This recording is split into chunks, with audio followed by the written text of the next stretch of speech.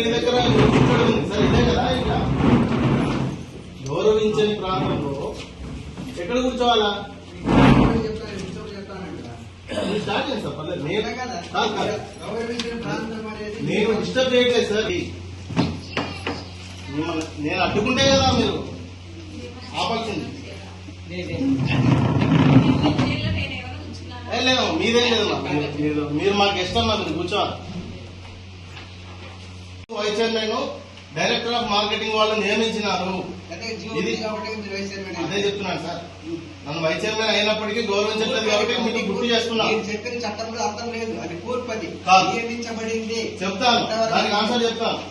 నియమించబడింది government director of marketing అంటే ప్రభుత్వ కార్యాలయంలో మమ్మల్ని నియమించినప్పుడు మాకు కనీసం గౌరవం లేకుండా చైరు టేబుల్ ఇవ్వరా అని అడుగుతున్నా.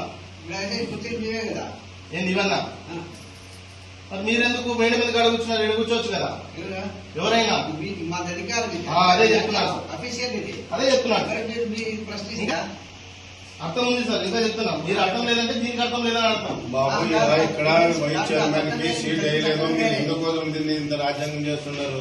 ఇక్కడ కాదు, మీరు చాలా తప్పదు. మీరు ఏ వైస్ చైర్మన్ కూడా ఇట్లా కింద కూర్చోలే, ఏ వైస్ చైర్మన్ ఏ డైరెక్టర్ కూడా ఇట్లా కింద కూర్చోలే.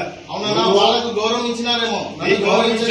ఎవరికి కూడా హక్కును నేను అడుగుతున్నా. నీ అక్కను అడుగుతా. నీకు పక్కన సీట్ ఉందా? నీకు అక్కలానా? చైర్మన్ పక్కన నీకుందా? ఏం సార్ ఉందా?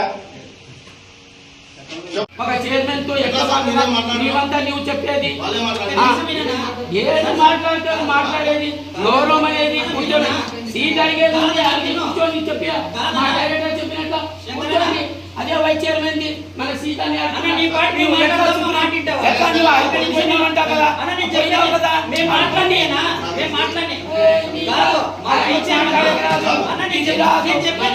ఏం మాట్లాడేది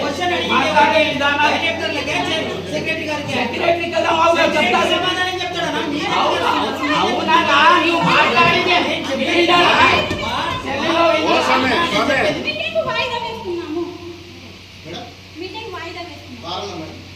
చెప్తా సార్,